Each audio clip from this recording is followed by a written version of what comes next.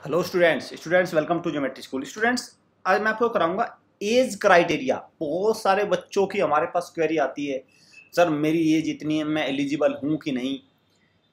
मतलब ये बहुत बहुत ही ज़्यादा प्रॉब्लम है कि वेरियस जो स्कूल एंट्रेंस है लाइक एज आपका RIMC है, क्लियर, RIMC है, RMS है, या आपका AISSEE है, JNVST है, क्लियर।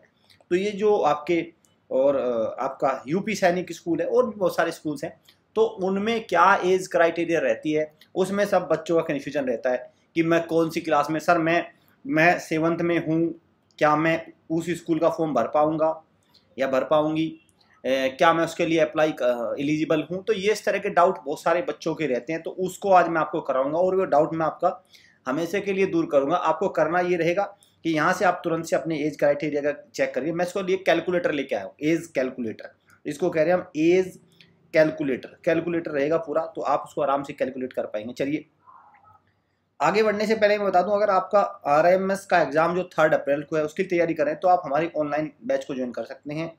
लाइव क्लासेस में मिलेंगे आपको और अपनी रैंक को सिक्योर करिए, आप अच्छी रैंक इसमें अचीव कर पाएंगे अगर आपने हमारे लाइव बैच को ज्वाइन करते हैं।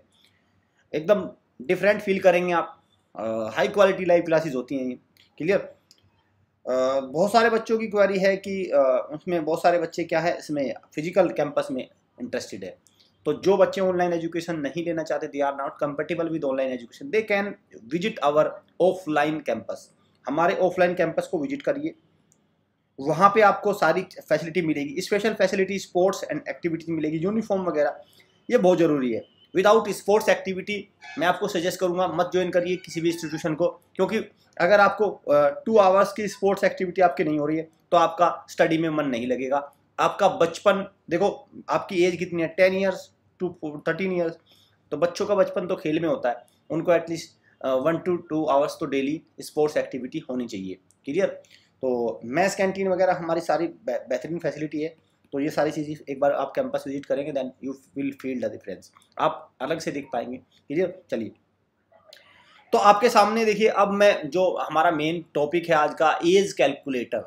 ये एज कैलकुलेटर है वो किसके लिए है, ये आपका 6th स्टैंडर्ड के लिए। ये कौन सा 6th, ये मेजर जो आपके एंट्रेंस एग्जामिनेशन होते हैं वो कौन से होते हैं, ये होता है। एक तो RIMC होता है, राष्ट्रीय इंडियन मिलिट्री कॉलेज, जैन के सेशन का। एक राष्ट्रीय RMS जिसको मिलिट्री स्कूल बोलते हैं, राष्ट्रीय मिलिट्री स्कूल या मिलिट्री स्कूल कह लीजिए। सैनिक स्कूल होता है एक, जिसको NTA national testing agency conduct कराता है। एक होता है आपका यूपी सैनिक स्कूल, और एक होता है JNV, जवाहर नवोदय विद्यालय, JNVST। तो अगर मैं देखें इसको तो 5 मेजर स्कूल्स हैं, 5 मेजर एंट्रेंस स्कूल है जो प्रेस्टिजियस है, विद्या ज्ञान भी है, बट इन 5 के बारे में बात करेंगे। और ये ऑल ओवर इंडिया लेवल पे इनका इंटरेस्ट होता है, अच्छे स्कूल्स है। तो इनकी एज में देखते हैं क्या है। देखो यहाँ पे लिखा आपका मिनिमम एज, यहाँ पे लिखा मिनिमम एज, यहाँ पे मैक्सिमम एज, ये रेंज लिखा हुआ है, रेंज और एजुकेशनल क्वालिफिकेशन। ये बच्चों का जनरली कन्फ्यूजन होता है, चलिए इसको दूर करते हैं। देखिए आपकी जो RIMC में मिनिमम कितनी होनी चाहिए, मैक्सिमम एज कितनी होनी चाहिए, मिनिमम इससे मिनिमम देखिए, और ये मैक्सिमम, क्लियर। एक्चुअली ये मिनिमम है और ये मैक्सिमम है। ये आपकी है मिनिमम 13 ईयर्स, आपकी 13 ईयर्स आपकी मैक्सिमम एज हो गई, और मिनिमम एज कितनी होनी चाहिए आपकी 11.5 ईयर्स। 11.5 ईयर्स, 11.5 साल आपकी मिनिमम, और मैक्सिमम 13 ईयर्स। इससे ज़्यादा आपकी उम्र नहीं होनी चाहिए, इन दोनों को मिला के है। अब एक ये यहाँ पे रेंज है, देखो अब आप 2000, जैसे अभी नोटिफिकेशन निकला है, अगर उसके लिए आप एडमिशन ले रहे हैं तो ये 2010 हो जाएगा, नेक्स्ट ईयर के 2011। तो आपकी एज हर साल इन 2 ईयर्स के बीच में रेंज होनी चाहिए। लेट अस सपोज आप एडमिशन ले रहे हैं कौन सी ईयर के लिए, आप ले रहे हैं एडमिशन, जैसे अभी सेशन है 2020, जनवरी 2020 इसके लिए, 23 के लिए। भाई RIMC में जैसे मान के चलिए आप 23 के लिए एडमिशन ले रहे हैं, तो आपकी एज इस रेंज में होनी चाहिए, इस रेंज में, उससे कैलकुलेट करेंगे आप, क्लियर। अब जैसे RMS के लिए 10 ईयर्स से 12 ईयर्स होनी चाहिए, और वो हर साल एक एक बढ़ती चली जाएगी। भाई अगर आप 2026 के लिए प्रिपरेशन करेंगे, 2026 के लिए, तो यहाँ पे ऑटोमेटिकली चेंज हो जाएगा, क्लियर, ऑटोमेटिकली चेंज हो जाएगा यहाँ पे। अंडरस्टैंड। तो यहाँ पे कितना हो जाएगा, अगर 2020 के लिए करेंगे तो आपका हो गया 12, तो ये हो जाएगा आपका 14, तो यहाँ पे कितना हो जाएगा 14 हो जाएगा। तो इस हिसाब से चेंज हो जाएगा। तो ये रेंज है, ये रेंज है। तो ये रेंज से मतलब क्या हुआ, रेंज से मतलब ये हुआ कि आपकी ये और ये एज होनी चाहिए 2 जनवरी और 1 जुलाई, 2 जनवरी और 1 जुलाई नेक्स्ट ईयर, इनके बीच में। यहाँ पे आपका बर्थडे कितना होना चाहिए, 1 अप्रैल से 31 मार्च के बीच में होना चाहिए, और 2000 2 साल का गैप होना चाहिए, ठीक है, 10 ईयर। सैनिक स्कूल में भी 10 to 12 ईयर सेम है बिल्कुल, जो मिलिट्री स्कूल में सेम सैनिक स्कूल में है। यूपी सैनिक स्कूल में थोड़ा अंतर है, यहाँ पे 10 ईयर्स मिनिमम है, मैक्सिमम 13 ईयर्स है, ये क्राइटेरिया होना चाहिए। और यहाँ पे देखो स्टडिंग इन 5th और पास, या तो 5th स्टैंडर्ड पास कर चुके हो या पढ़ रहे हो, दोनों एलिजिबल है। लेकिन यहाँ पे 6th स्टैंडर्ड पास कर चुके हो, क्योंकि यूपी सैनिक स्कूल में 7th में एडमिशन होता है। बात करते हैं JNVST की, 9 साल मिनिमम, मैक्सिमम 13 ईयर्स। 1 मई 2009 से 30 अप्रैल 2013 के बीच में, ये एक नंबर है। जब आप उसको आगे करोगे तो वो अलग आएगा निकल के। और आपका पास दिन ये होना चाहिए। जवाहर नवोदय विद्यालय 3rd 4th और स्टडिंग इन 5th, ये होना चाहिए JNVST का।